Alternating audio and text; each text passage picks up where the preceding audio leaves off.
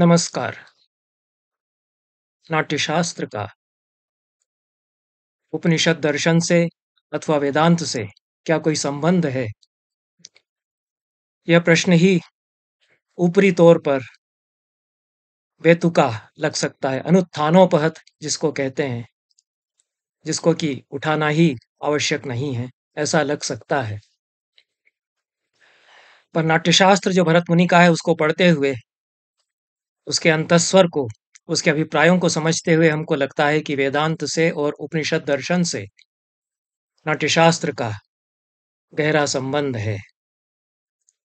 दोनों ही एकत्व में बहुलता का और बहुलता में एकत्व का संधान करते हैं। नाट्यशास्त्र भी यही प्रक्रिया अपनाता है, एक से बहुल होने का निदर्शन करता है और बहुल के पुनः एक में समाहित होने का प्रदर्शन, निरूपण इसकी प्रायोगिक प्रक्रिया में और इसके सिद्धांत में बताया जाता है। उपनिषदों का तो सिद्धांत ही है एकोहम बहुश्याम, परम तत्व अपने आप को अनेकों में विवर्तित करता है, बिखेरता है, अनेक रूपों में व्यक्त करता है और उन अनेक रूपों में पुनः वही एक समाया हुआ है। अतः उनकी उन सब अनेक रूपों की एकता का संधान पुनः उपनिषददर्शी औपनिषदिक दृष्टि करती है। भारतीय चिंतन परंपराओं के संदर्भ में, भारतीय ज्ञान मीमांसा के संदर्भ में हम इस बात की चर्चा करते रहे हैं कि पारंपरिक भारतीय प्रज्ञा की ये दो दृष्टियां रही हैं। एक अनेकत्व में एकत्व का दर्शन करती है, दूसरी एक के बहुलीभवन का संधान करती है। और सनातन काल से दोनों दृष्टियां एक दूसरे के समानांतर चली आ रही हैं, एक दूसरे की संगिनी बन करके वे चलती हैं। ये एक दूसरे के साथ यदि नहीं रहेंगी तो विखंडन और बिखराव हो सकता है और एक तंत्रीय व्यवस्थाएं जन्म ले सकती हैं। या तो विखंडन या बिखराव हो सकता है अथवा एक तंत्रीय व्यवस्थाएं जन्म ले सकती हैं। उपनिषद दोनों दृष्टियों को एक साथ रखते हैं और दोनों में पारस्परिक संगति का प्रतिपादन भी करते हैं। यह जो औपनिषदिक दर्शन है यह वेदों में निरूपित जो परम तत्व का विवेचन है उसी का पल्लवन है। अतः इस दृष्टि से औपनिषदिक दर्शन पर विचार करने के पहले संहिताओं में जो एक के बहुल होने और उस बहुल के उस पूरी बहुलता के पुनः एकत्व में परिणत होने, उसमें से पुनः एकत्व के संधान का जो निरूपण वेदों में किया गया है उस पर दृष्टिपात कर लेना उचित होगा। ऋग्वेद के नासदी सूक्त में सृष्टि कैसे हुई इसका विचार करते हुए बताया गया कि जब कुछ भी नहीं था तब कोई एक था। न सदासीत न सदासीत ऐसा पहले मंत्र में कहा है और फिर आनी दवातम सुधया तदेकम, कोई एक था जो उस परम शून्य में सांस ले रहा था अपनी ही सुधा के द्वारा। एक की उपस्थिति का बोध जैसे ही होता है तो उस एक के अनेकत्व का निरूपण भी आरंभ हो जाता है और पुनः उसमें एकत्व का संधान भी किया जाने लगता है, क्योंकि एकत्व का बोध होने पर ही मोह का निवारण संभव है। तो तत्र को मोह का शोक एकत्व मनुपश्यत, वाजसनेयी संहिता में कहा गया, यजुर्वेद में, और ईशावास्य उपनिषद यही कहता है। तो एकम सद विप्रा बहुधा वदंती, एक ही सत तत्व का निरूपण ज्ञानी जन अनेक रूपों में करते हैं। यह ऋग्वेद में भी कहा गया प्रथम मंडल के 164वें मंत्र में और अथर्ववेद में भी 8वें अध्याय में 10वें सूक्त में यह कहा गया। देवता अनेक है पर उन सब देवताओं में एक ही देवता मूल में है।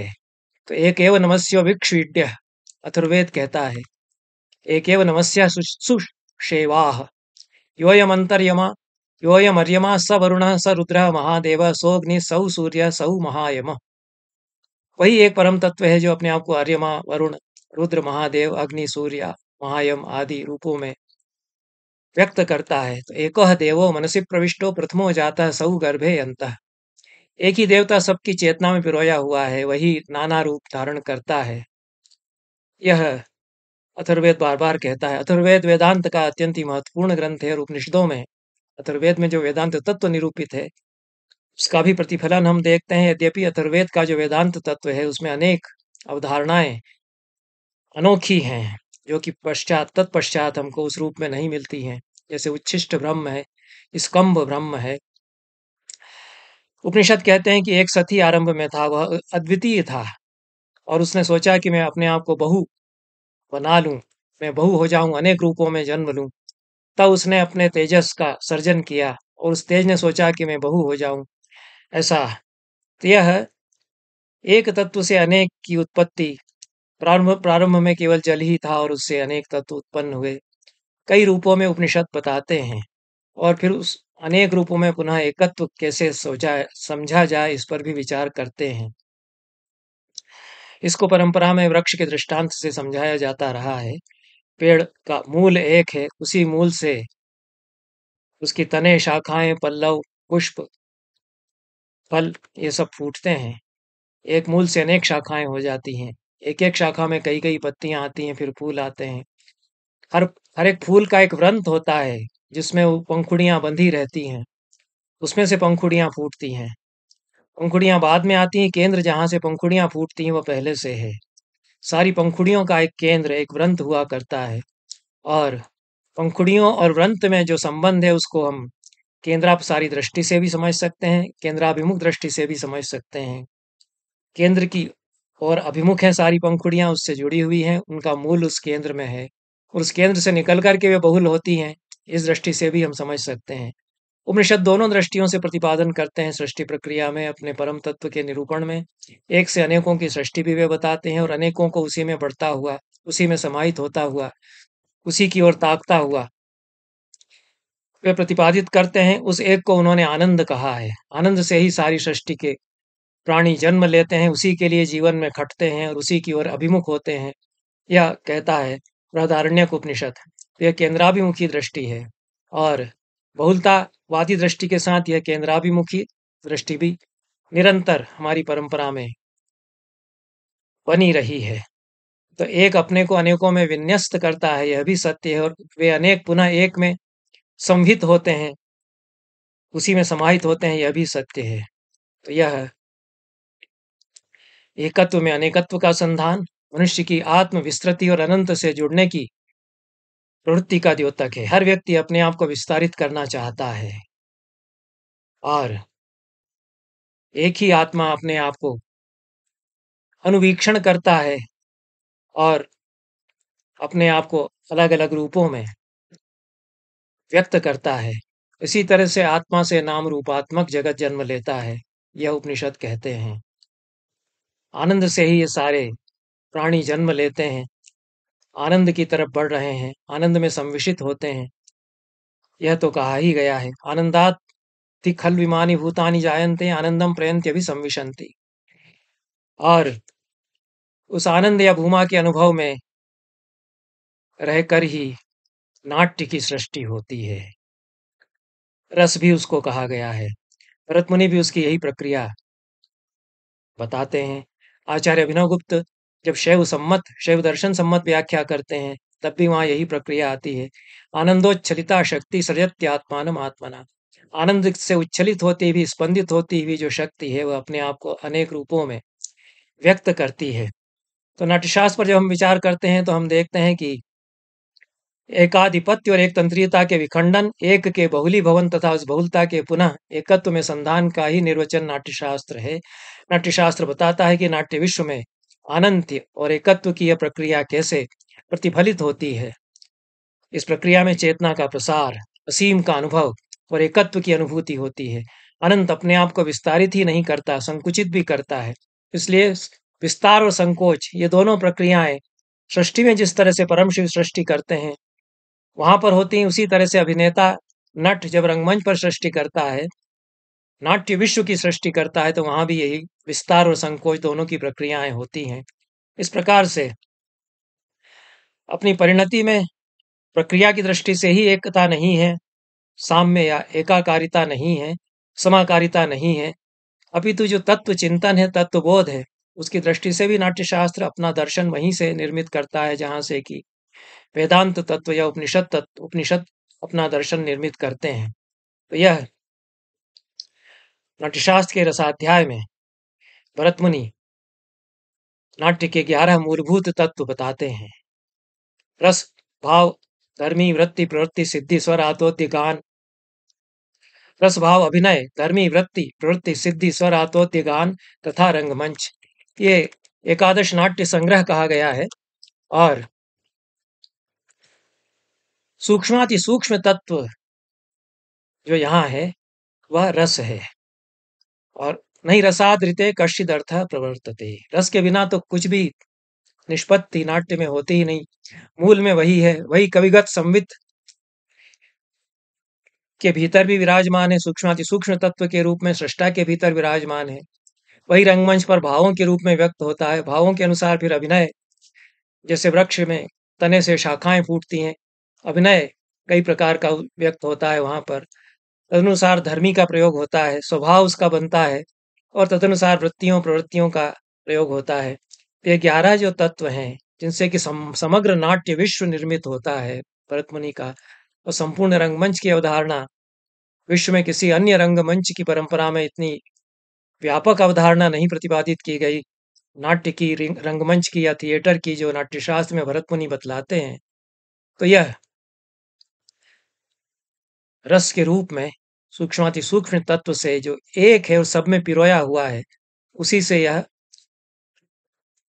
निसृत होती है, चलती है यात्रा। और उस सूक्ष्माति सूक्ष्म तत्व के विस्तार और बहुलीभवन में यह रंगमंच अपने आप को आविष्कृत करता है, पल्लवित करता है, परिवर्धित होता चलता है, यह हम देखते हैं। इसलिए भरत मुनि भी वृक्ष का ही दृष्टांत देते हैं इसी रसाध्याय में। यथा बीजात् भवेद् वृक्षो वृक्षात् पुष्पम फलम यथा तथा मूलम रसः सर्वे तेभ्यो भावाः व्यवस्थिताः। जैसे बीज से वृक्ष हो जाता है, बीज से अंकुर फूटता है, अंकुर फिर आगे तने का रूप ग्रहण करता है, उसी से शाखाएं पुष्प फल सब निकलते हैं। उसी तरह से बीज रूप में तो रस, और उन्हीं से फिर सारे भाव, सारे पदार्थ निसृत होते हैं। इसी को अभिनव गुप्त कविगत साधारणीभूत संवित कहते हैं। इसी संवित से काव्य काव्य वृक्ष बनता है, और उसी को लेकर के अभिनेता अपना अभिनय व्यापार करता है। यह संवित ही वस्तुतः रस है, ऐसा अभिनव गुप्त इस स्थल की व्याख्या करते हुए कहते हैं। हमने यह विचार किया है कि किस प्रकार से 4 वेदों से 4 तत्व लेकर के नाट्य की रचना की गई। उसमें भी रस का तत्व नाट्य में अथर्ववेद से आया। ऋग्वेद से पाठ्य लिया, सामवेद से गीत लिया, यजुर्वेद से अभिनय लिया, यह तो ठीक है, लेकिन जो रस का तत्व है अथर्ववेद से लिया, क्योंकि अथर्ववेद वेदांत तत्व का भी प्रतिपादन करता है। सूक्ष्माति सूक्ष्म तत्व का निर्वचन रस के रूप में रसानुभव का भी प्रतिपादन करता है, और उसी का प्रतिपादन उपनिषद करते हैं। इसीलिए अथर्ववेद को अथर्व आंगिरस वेद भी कहा गया है। अंगिरा या आंगिरस इसके साक्षात्कर्ता है। आंगिरस में भी रस उत्तर पद में जुड़ा हुआ है, सारे अंगों का सार रस है। और अमरकोश में आंगिरस बृहस्पति का पर्याय कहा गया है। मनु ने तो आंगिरस और कवि को पर्याय माना है। अध्यापयामास पितॄन शिशुरांगिरसः कवि, शिशु होते हुए भी आंगिरस जो कि कवि थे, उन्होंने अपने पितरों का शिक्षण किया, अध्यापन उनके लिए किया। और सारे अंग रस से ही निष्पन्न होते हैं, इस विश्व के सारे अंग रस से निष्पन्न होते हैं, यह भी उपनिषद बताते हैं। ते होचु क्वनु स्वभूत योन इत्थमसक्ते त्ययमास्य अंतरिति सो अयास्य आंगिरसो अंगानाम ही रस। यहाँ भी आंगिरस शब्द का प्रयोग करते हुए बृहदारण्यक कहते हैं, बृहदारण्यक उपनिषद कहता है, अथवा संस्कृत में चूंकि स्त्रीलिंग है इसलिए बृहदारण्यक उपनिषद कहती है कि अंगों का जो रस है और वही आंगिरस तत्व भी है। यह बार बार कहा गया है बृहदारण्यक में, अनेक स्थलों पर कहा गया कि सारे जितने भी अंग हैं वे प्राण में समाहित होते हैं, प्राण के भीतर भी रस समाहित हुआ करता है, और संपूर्ण जो ब्रह्मांड है उसमें उसी प्रकार से यह, चाहे आकाश हो चाहे जितने मूर्त तत्व हों, उन सभी में रस विद्यमान है। सो अयास्य आंगिरसो अंगानाम ही रसः प्राणो वा अंगानाम रसः प्राणो ही वा अंगानाम रसस्तस्मात् यस्मात् कस्माच्च अंगात् प्राणात् उत्क्रामति तदेव तच्छुष्यति एष ही वा अंगानाम रसः। सभी अंगों के भीतर रस प्राण के रूप में विद्यमान है, इसीलिए जब प्राण निकलने लगते हैं तो रस वहां से निकलने लगता है और शुष्क हो जाते हैं अंग। यही अध्यात्म है जीवन का। यह बृहदारण्यक पुनः कहता है, अथ अध्यात्ममिदमेव मूर्तम् यदन्यत् प्राणाच्च यश्चायमन्तरात्मनान्नाकाश एतन्मर्त्यमेतत् स्थितमेतत् सत् तस्यैतस्य मूर्तस्यैतस्य मर्त्यस्यैतस्य स्थितस्यैतस्य सत एष रसो यच्चक्षुः सतो ह्येष रसः। तो यह सब जितना भी मर्त्य है, यह सब कुछ जो विद्यमान है आकाश रूप में और सबके भीतर जो विद्यमान है, उस सब के भीतर भी रस है। और अनेक वाक्य इस प्रकार के बृहदारण्यक में बार बार आते हैं और वहां भी यही फल और पुष्प और औषध का दृष्टांत फिर अंत में जाकर के बृहदारण्यक 6th अध्याय में दिया गया है। येषां वै भूतानां पृथ्वीरसः पृथिव्या आपो अपाम औषधयः औषधीनां पुष्पाणि पुष्पाणां फलानि फलानां पुरुषः पुरुषस्य रेतः। इस प्रकार से यह सारे महाभूत, उनका रस पृथ्वी, पृथ्वी का जल, जलों में औषधियां, औषधियों में पुष्प, पुष्पों में फल, फलों में पुरुष, पुरुष के भीतर रेतस के रूप में रस विद्यमान है। कि स्थूलतम तत्व से पुनः सूक्ष्माति सूक्ष्म तत्व का अन्वेषण जिस प्रकार से किया जाता है, यहाँ पर भी पूरी जो स्थूल सृष्टि है उसको रंगमंच पर रचता है और उसमें सूक्ष्माति सूक्ष्म तत्व जो आनंद और रस के रूप में विद्यमान है उसका संधान करता है। तो भरत मुनि जिस नाट्य वृक्ष में बीजभूत समित रूप रस का निदर्शन कर रहे हैं, उसी को ब्रह्मांड वृक्ष के बीजभूत तत्व के रूप में उपनिषद रस के रूप में अवस्थित बता रहे हैं। यदि यह कहा जाए कि काव्य रस एक भिन्न पदार्थ है, नाट्य रस भी एक भिन्न पदार्थ है, और औपनिषदिक तत्वमीमांसी जो रस है वो मेटाफिजिकल स्तर का एक पदार्थ है, वह इससे पृथक पदार्थ है, तो दोनों को आप घालमेल क्यों कर रहे हैं? तो यह भी कहना उचित नहीं है, क्योंकि काव्य रस या नाट्य रस को भी संविद विश्रांति रूप या स्वात्म मात्र पर्यवसिति के रूप में ही समझाया जाता है। जब अपने आत्म तत्व में अभिनेता या कवि या प्रेक्षक अवस्थित हो जाता है, तब रस का साक्षात्कार ये तीनों करते हैं, तीनों को ही रस का साक्षात्कार करना होता है। काव्यामृत रसास्वादो नटस्यापि न वार्यते, ऐसा भी फिर कहा गया, और नट को भी परम पुरुषार्थ लाभ होता है। ऐसा अभिनव गुप्त स्पष्ट रूप से कहते हैं, क्योंकि वह भी समाधि में स्थित होकर के रसरूप आत्म तत्व का साक्षात्कार करता है। तो यहाँ संविद विश्रांति की प्रक्रिया वही होती है। इसलिए वेदांत में जो समाधि की प्रक्रिया पंचदशी आदि में विद्यारण्य के द्वारा बताई गई, उसका बहुत गहरा साम्य जो अभिनेता के सात्विक अभिनय की प्रक्रिया है उससे देखा जाता है। और इसलिए भरत मुनि कहते हैं कि अभिनेता आत्मा का अनुभव करता है, आत्मा का अनुभव ही भाव है, और इस अनुभव से तदाकार होना रस है। तो यदि काव्य आत्मा की संकल्पात्मक अनुभूति है, तो रस आत्मा की संवेदनात्मक अनुभूति है। नट का अभिनय करना आत्मा का अभिनय है।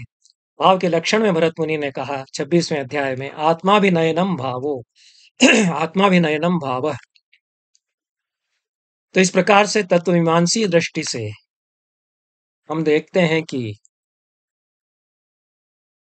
न केवल प्रायोगिक प्रक्रिया में आपाततः प्रक्रियाएं समान प्रतीत होती हैं, बल्कि तत्वमीमांसी दृष्टि से भी जो परम तत्व का निर्वचन उपनिषद करते हैं, उसी तक नाट्यशास्त्र, कवि, अभिनेता और प्रेक्षक इन तीनों को बढ़ता हुआ बताता है। अब उपनिषदों में उपासनाओं का प्रतिपादन किया गया है। अमूर्त जो देवता है उसकी भावना की जाती है। मूर्ति पूजा नहीं है, मूर्ति नहीं है, साकार रूप नहीं है, पर उपासना है, और उसका चित्त में भावन किया जाता है। यह प्रक्रिया उपनिषद बतलाते हैं। यही प्रक्रिया नाट्यशास्त्र में अपनाई जाती है, क्योंकि नाट्य अपने आप में एक उपासना है। इसमें भी स्व को त्याग कर अन्य का भावन किया जाता है। अभिनेता अपने स्वत्व से मुक्त होकर के अन्य का भावन करता है।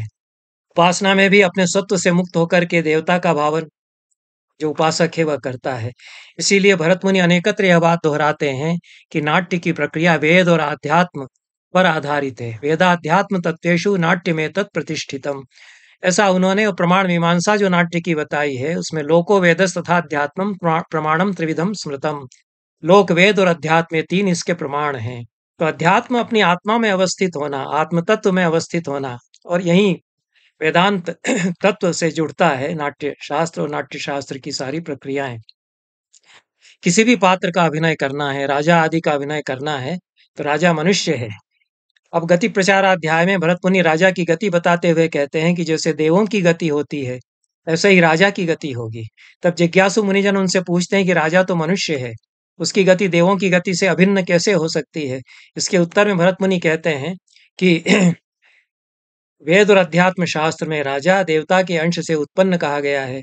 अतएव राजा की भावना करना अर्थात देवताओं की भावना करना, और देवताओं की भावना करते हुए देवताओं की जो गति करेगा वही राजा की गति भी हो जाएगी। ऐसा 12वें अध्याय में गद्य अध्याय में भरत मुनि कहते हैं। तो जिस पात्र का अभिनय करना है उस की भावना करना, और उस पात्र का भी मूल तत्व क्या है जो अध्यात्म शास्त्र में प्रतिपादित है उसकी भावना करना, यह प्रक्रिया नाट्यशास्त्र में भरत मुनि अभिनेता की दृष्टि से भी बताते हैं। एक विषय जो इसके साथ में महत्वपूर्ण विषय है वह छंदस शास्त्र का है। और जो छंद हैं, छंदस शास्त्र में बताए गए जो व्रत भेद हैं, छंदस के जो नाना भेद हैं, वो किस प्रकार से वेदांत तत्व में स्वतः समाहित होते हैं, क्योंकि वे एक से अनंत रूपों के विस्तार की प्रक्रिया से ही जो छंदस मूल तत्व है उससे अनेक छंद बनते हैं, छंदों के प्रस्तार होते हैं, एक एक छंद के कई वृत्त बनते हैं। तो जो मूल तत्व है वह तो वही है, वाक तत्व मूल है, और उसका सारा विजृंभण यह होता है। अब प्रत्येक छंद में देवता अधिष्ठित है यह भी बताया गया, और तत्त देवता की उपासना ही उस छंद के प्रयोग का प्रयोजन है, यह भरत मुनि बताते हैं। इसलिए छंदों के द्वारा प्रातः सवन, माध्यान्ह दिन सवन और तृतीय सवन, जो सायं सवन कालिदास ने कहा कि सायंतन सवन, तो वहां तो उन्होंने सायंतने सवन कर्मणि संप्रवृत्ते ऐसा कह दिया है, क्योंकि अमंगल की छायाएं मंडरा रही हैं, ऐसा कहना चाह रहे हैं शाकुंतल में। पर सायंतन सवन नहीं कहा जाता, उसको तृतीय सवन कहा जाता है हमारे श्रौत ग्रंथों में। तो यह जो 3 सवन किए जाते हैं उनमें उपासना की जाती है, इनमें तीनों सवनों को तत्त देवता की प्रतिष्ठा के साथ छंदस से जोड़ा गया नाट्यशास्त्र में। तो देवता शरीराश्रित भी हैं और दिगाश्रित भी हैं, और शरीराश्रित देवता मंत्र से प्रादुर्भूत होते हैं, उनका अधिष्ठान गायत्री आदि छंद हैं। अब गायत्री आदि छंद यदि उनका अधिष्ठान है तो तीनों सवनों में छंदो विशेष का प्रयोग होगा, किसी विशिष्ट छंद का प्रयोग होगा। इसलिए भरत मुनि कहते हैं कि कृष्ण के लिए गायत्री, माध्यम दिन सवन के लिए त्रिष्टुप, तृतीय सवन के लिए जगती छंद का प्रयोग किया जाता है, और प्रत्येक छंद में देवता अधिष्ठित है। अग्नि देवतम प्रोक्तम स्थानम द्विविधम उच्यते। अग्नि आदि इन छंदों के देवता हैं, 2 प्रकार से देवता इनमें रहते हैं, शरीराश्रित और दिगाश्रित। शरीराश्रय संभूतम, दिगाश्रय मथापि च। अब जो शरीर आश्रित देवता है वह तो मंत्र से संभूत होता है, और जो दिगाश्रित देवता है वह छंदस में विद्यमान रहता है। इस प्रकार से तीनों सवन ये हो जाते हैं छंदस तत्व के द्वारा। इन्हीं छंदों का विस्तार भरत मुनि ने 14वें 15वें अध्याय में बताया, फिर ध्रुवाध्याय में पुनः बताया 32वें अध्याय में। तो यह अनंत भेद जो हो जाते हैं छंदों के, उनमें मूल तत्व तो देव तत्व है, देव तत्व छंदस में अधिष्ठित है, उसी की उपासना छंदस के प्रयोग का प्रयोजन होती है। और यह पूरा जो दर्शन है वह उपनिषदों में जो वाक तत्व का निरूपण है उसी को भर्तृहरि ने वाक्यपदीयम में व्याकरण दर्शन के रूप में विस्तार दिया। ऋग्वेद में मूल तत्व जो वाक है, वाग्य विश्वा भुवनानि यज्ञ, और वागम्भृणी सूक्त में बता ही दिया कि मैं ही अपने आप को विस्तारित करती हूँ विश्व के अनंत रूपों में, इस जगत को मैं रचती हूँ, ऐसा वाक कहती है। तो ये जो वाक तत्व का दर्शन है वो परम सूक्ष्माति सूक्ष्म तत्व चैतन्य के रूप में जो मनुष्य के भीतर वाक तत्व है, उसी की विवर्त भूता यह सृष्टि है, उसी का विजृंभण यह सृष्टि है, ऐसा माना गया। तो उपनिषद कहते हैं कि इस जगत की जो नाम रूपात्मकता है, उस नाम रूपात्मकता का मूल वाक है। वाक की ही निष्पत्तियां नाम और रूप के इस सारे संसार में होती है, ऐसा उपनिषद कहते हैं। तो बृहदारण्यक उपनिषद कहता है कि एक वाक तत्व के सर्वविध नाम रूप और कर्म में परिणति होती है। एक वाक तत्व से सर्वविध नाम रूप और कर्म विजृंभित होते हैं, निकलते हैं, और एक ही वाक तत्व उन सब में अनुस्यूत होता है। तो त्रयम वा इदम नाम रूपम कर्म, ये तीन चीजें संसार में है, नाम है, रूप है और कर्म है। तेषाम नामनाम वाग इत्येतदुक्तम अतो ही सर्वाणि नामान्युत्तिष्ठन्ति। इन सारे नामों के भीतर भी वाक तत्व है और उसी से सारे नाम उत्तिष्ठ उपजते हैं, निकलते हैं, उठते हैं। नाट्यशास्त्र में 14वें अध्याय में भरत मुनि ने वाचिक अभिनय का निरूपण आरंभ करते हुए इसी वाक तत्व का प्रतिपादन पहले किया कि वाक मूल तत्व है, इसी से सब कुछ निकलता है, वे भी कहते हैं। यही भर्तृहरि वाक्यपदी में कहते हैं। तो वाचि यत्नस्तु कर्तव्यो नाट्यस्ययं तनुस्मृता। वाक तो नाट्य का आधार है, उसमें अवश्य प्रयत्न करना चाहिए, क्योंकि अंग नेपथ्य सत्वानि वाक्यार्थम व्यंजयंती ही। जितने भी आंगिक अभिनय, वाचिक अभिनय, आहार्य अभिनय, जितने प्रकार के अभिनय हैं, ये सब वाक्यार्थ को व्यंजित कराते हैं और वाक्यार्थ वागरूप हुआ करता है और वागरूपता फिर अंततः सूक्ष्माति सूक्ष्म जो वाक तत्व है उसमें परिणत होती है। तो वाक से ही ये सारा नाम रूपात्मक जगत जिस प्रकार से औपनिषदिक दर्शन में निसृत होता है, उसी प्रकार से यहाँ भी जो चैतन्य भूत वाक तत्व है उसी से यह सृष्टि नाट्य विश्व की भी निकलती है, उसी से वाक्यार्थ बनता है और उस वाक्यार्थ की परिणति पुनः वाक तत्व में होती है। तो वांग मयानी है शास्त्राणी वांग निष्ठानी तथैव च तस्माद् वाचः परम नास्ति वाग् ही सर्वस्य कारणम। जितने भी शास्त्र हैं, जितना भी वचो वितान है नाट्य में, वह सब वाकनिष्ठ है, वांगनिष्ठ है, वाक तत्व उसके मूल में है। वाक तत्व से परे कुछ भी सृष्टि यहाँ नहीं होती, ऐसा भरत मुनि कहते हैं। तो वाक सूक्तों में वाक तत्व को वेदों में सर्वव्यापिनी सर्जना शक्ति के रूप में प्रतिष्ठित किया गया है। ऋग्वेद के 10वें मंडल का 71वां सूक्त यह है। और बृहदारण्यक उपनिषद में वाक के संबंध में यह कहा गया है कि यह समस्त पृथ्वी वाक का शरीर है। जितना इस जगत का विस्तार है, उतना ही वाक का विस्तार इसमें समाया हुआ है। यहाँ जो कुछ भी जाना जाता है वाक, वह वाक का रूप है। वाक ही नाना पदार्थों के रूप में सारे जगत में व्याप्त है, यह बृहदारण्यक कहता है। नाट्य शास्त्र में वाक की अवधारणा इस पूरी परंपरा से ही आई है। और मुक्तिकोपनिषद जैसा कहता है, वे ब्रह्मणि वेदितव्ये शब्द ब्रह्म परम तथा। तो ब्रह्मों का ज्ञान प्राप्त करना चाहिए, एक तो शब्द ब्रह्म और दूसरा पर ब्रह्म। शब्द ब्रह्म में अधिष्ठित होकर के ही पर ब्रह्म को देखता है। तो यह वाक तत्व जिसको शब्द ब्रह्म कहा मुक्तिकोपनिषद ने और वाक्यपदीयम ने भी, वह शब्द ब्रह्म से ही सारा, शब्द ब्रह्म ब्रह्म से ही सारा जगत विवर्तित होता है, यह भर्तृहरि कहते हैं। और वह अनादि निधन जो ब्रह्म है, शब्द तत्व के रूप में विद्यमान, वही अर्थभाव से विवर्तित होता है, उसी से जगत की प्रक्रिया होती है, ऐसा वह पहली कारिका में वाक्यपदीय में कहते हैं। तो उसको जगत को इन्होंने शब्द तत्व को भर्तृहरि ने अनादि निधन कहा है, जिसका ना आरंभ है ना अंत है, और अक्षर क्षरित न होने वाला भी उसको उन्होंने कहा है।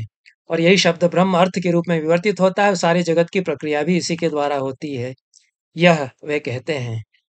भर्तृहरि के दर्शन में तो शब्द ही परम सत्ता है और इसके समानांतर अन्य किसी सत्ता की वे चर्चा नहीं करते। इसीलिए उनके मत को शब्दाद्वैतवाद कहा जाता है। शब्द का अद्वैत उसमें है, द्वितीय तत्व फिर नहीं है। अभिनवगुप्त का दर्शन जिस प्रकार से शिव को एकमात्र परम तत्व के रूप में स्वीकार करने के लिए शिवाद्वैत है, उसी प्रकार से भर्तृहरि का मत शब्दाद्वैत है।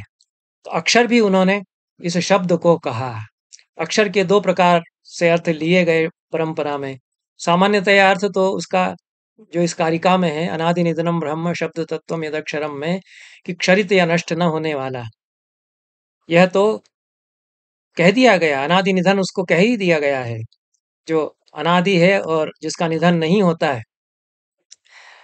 तब अक्षर उसको कहने से पुनरावृत्ति हो जाती है, अनादि निधन कहने से ही गतार्थ हो जाता है कि वह क्षरित नहीं होता है। इसलिए अय्यर आदि जो सुब्रमण्यम अय्यर आदि कतिपय विद्वान अक्षर शब्द का अर्थ यहाँ वर्णमाला में पठित जो उच्चरित वैखरी वागरूप अर्थ है उससे लेते हैं, जिसको फोनीम कहा जाता है। तो भर्तृहरि यहाँ यह भी बताना चाहते हैं कि अनादि निधन जो शब्द ब्रह्म सूक्ष्माति सूक्ष्म वाक तत्व के रूप में विद्यमान है, वही अक्षर तत्व के रूप में सिलेबल्स और फोनीम के वर्णमाला के अक्षरों के रूप में विवर्तित होता है, और यही अर्थ के रूप में भी उनसे पुनः विवर्त अपना बनाता है। तो यह सारा जो संसार है इस प्रकार से वागरूपता का अतिक्रमण नहीं करता, और यही शब्द हमारे संसार को रचते हैं, हमारे संसार का बोध कराते हैं, जगत की वस्तुओं के रूप में भी यही विवर्त बनाते हैं। इसलिए भर्तृहरि आगे कहते हैं, न सोस्ति प्रत्ययो लोके यह शब्दानुगमादृते अनुविद्धमिव ज्ञानम सर्वम शब्दे न भासते। पहले ही कांड में उन्होंने कहा, संसार में ऐसा कोई बोध नहीं जो शब्द का अनुगम किए बिना संभव हो पाता हो। जितना भी ज्ञान यहाँ हम प्राप्त करते हैं वह शब्द से अनुविद्ध, वह शब्द में पिरोया होकर ही भाषित होता है। तब यह जो पूरा वाग रूपता का दर्शन है, इस विश्व में वाग रूपता है, यह जो फिलॉसफी है, यह जो विचार है, यह उसकी एक प्रमाण मीमांसा बनती है।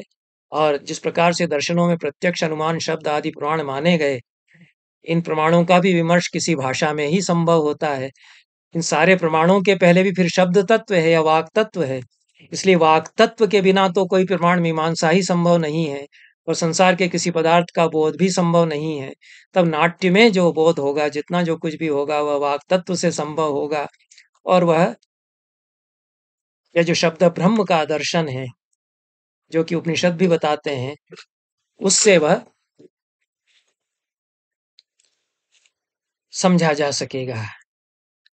अब यहाँ प्रश्न आता है कि बच्चा गूंगा तो बोल नहीं पाता है, संसार के पदार्थों का बोध तो उसको भी होता है, तब अनुभूति तो उसको भी होगी, तब बिना वाग रूपता के ही अनुभव हो जाएगा संसार का। तो भर्तृहरि क्यों कहते हैं कि न सोस्ति प्रत्ययो लोके यह शब्दानुगमादृते अनुविद्धमिव ज्ञानम सर्वम शब्देन भासते। शब्दानुगम के बिना कोई प्रत्यय या कोई भी बोध होता ही नहीं है, सारा ज्ञान जो है शब्द से ही अनुविद्ध होकर के प्रतीत होता है। यह प्रश्न आता है, पर यह कहना सही नहीं है कि बच्चे को, गूंगे को जो बोल नहीं पाता है, उसको शब्द तत्व के बिना बोध हो जाता है। क्योंकि भर्तृहरि का जो दर्शन है उसमें उसकी दृष्टि से यही कहा जाएगा कि उच्चरित होने वाला जो वैखरी रूप शब्द है वही शब्द नहीं है। वागरूपता जब वह कह रहे हैं तो सूक्ष्माति सूक्ष्म जो चैतन्य में तत्व अवस्थित है उससे उनका आशय है। अंग्रेजी में इसको तंद्रा पटनायक ने वर्बलाइजेशन कहा, तो जिससे कि फूटता है वाग व्यवहार। इसीलिए भर्तृहरि जो है फिर आगे कहते हैं कि वाग रूपता चेद उत्क्रामे अवबोधस्य शाश्वती। वाग रूपता यदि विद्यमान है तो अवबोध होता है, वाग रूपता यदि विद्यमान नहीं है, उसका उत्क्रमण यदि हो जाता है, न प्रकाश प्रकाशेत सा ही प्रत्यवमर्शिनी, तब प्रकाश भी प्रकाशित नहीं होगा, क्योंकि प्रत्यवमर्श जो है वह वागरूपता के कारण होता है, प्रत्यवमर्शिनी होती है वागरूपता, ऐसा वे कहते हैं। तो शाश्वत वागरूपता है, प्रत्येक बोध के शब्दमय होने की सनातन स्थिति यह है। यही यदि निकल जाएगी तो फिर अंधकारमय हो जाएगा सब कुछ, क्योंकि कुछ भी आभासित नहीं हो सकेगा, तो सृष्टि ही डूब जाएगी, शून्य हो जाएगी। क्योंकि प्रकाश का प्रत्यवमर्श भी यह वागरूपता ही करती है। इस दृष्टि से शिव दर्शन में जो शिव तत्व है, परम चैतन्य रूप है, और यहाँ जो वाक तत्व है, दोनों में प्रत्यवमर्श की प्रक्रिया एक सी बताई गई है। और यही प्रक्रिया नाट्यशास्त्र में है। अभिनेता अभिनय व्यापार में जो कुछ भी रंगमंच पर करता है वह वागरूप होता है, वाक से ही जन्म लेता है। तो यदि वह वैखरी रूप शब्द का उच्चारण नहीं भी करता है, माइम कर रहा है, उसमें उस संवाद नहीं है, भाषा जिसको कि हम बोली जाने वाली भाषा कहते हैं, वह नहीं है, तो उच्चरित शब्दों का प्रयोग किए बिना भी वह भाषा का प्रयोग तो करता है। वह सांकेतिक भाषा है और वाग्रूपता उसमें निहित रहती है, उससे वह वाक्यार्थ को संप्रेषित करता है। इसलिए वाग्रूपता के बाहर तो वहाँ भी कुछ भी नहीं हुआ करता है। तो भर्तृहरि ने अर्थ को शब्द का विवर्त कहा है, यही विवर्त उनके अनुसार सारी सृष्टि है। आगे चलकर भर्तृहरि ने कहा है कि यह संसार शब्द का परिणाम है। ऐसा आमनायक या आगम के जानकार बताते हैं, क्योंकि छंदस या शब्द से ही यह विश्व विवर्तित हुआ है, ऐसा वे कहते हैं। तब यह मानना पड़ता है कि शब्द का विवर्त यह जगत है, यह भी उन्होंने कहा, और शब्द का परिणाम यह जगत है, यह भी उन्होंने कहा। नाट्य विश्व में भी यह विवर्त और परिणाम दोनों एक साथ माना गया, तब यह वेदांत का विवर्त और परिणाम नहीं है।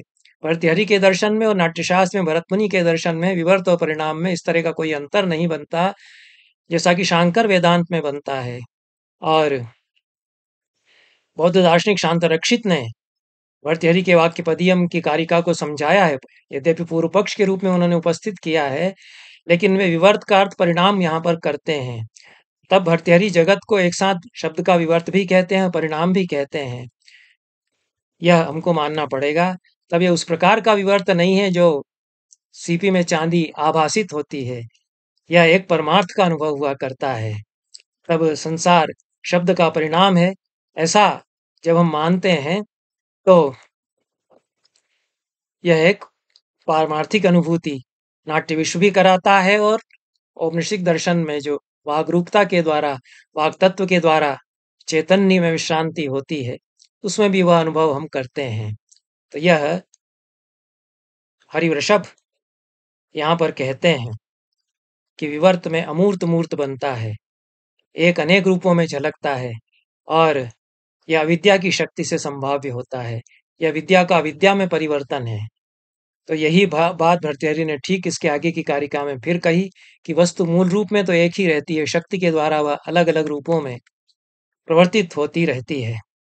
इस प्रकार से हम देखते हैं कि औपनिषदिक तत्व चिंतन अरूप या निराकार के रूप ग्रहण करने तथा साकार होने की प्रक्रिया, और इस रूप तथा साकार के पुनः अरूप या निराकार के अनुभव में विश्रांत होने की प्रक्रिया के द्वारा संसार और मुक्ति का प्रतिपादन करते हैं।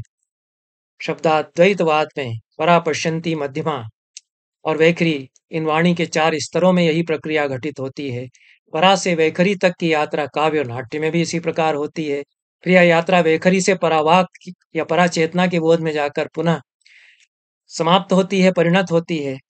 मुमुक्षुओं के द्वारा भर्तृहरि के अनुसार अपनाई गई अजिम्म राज पद्धति यह है। इयम सा मोक्षमाणा नाम अजिम्हा राज पद्धति। जो मोक्षमाण जन हैं, मुक्ति के लिए जो लोग प्रयास कर रहे हैं, साधक हैं मुक्ति के, उनके लिए यह सीधा राजमार्ग है। यही भरत मुनि के प्रस्थान में भी आत्मद्वार से सकल विश्व को देखने, सकल विश्व को उन्मीलित करने, और उस उन्मीलित हुए विश्व में आत्म तत्व के भावन की पद्धति है, जो कि अभिनेता को, कवि को और प्रेक्षक को मुक्त करती है। यही कुल मिलाकर नाट्यशास्त्र का अध्यात्म तत्व से, वेदांत तत्व से संबंध है। धन्यवाद। सभी को पुनः नमस्कार।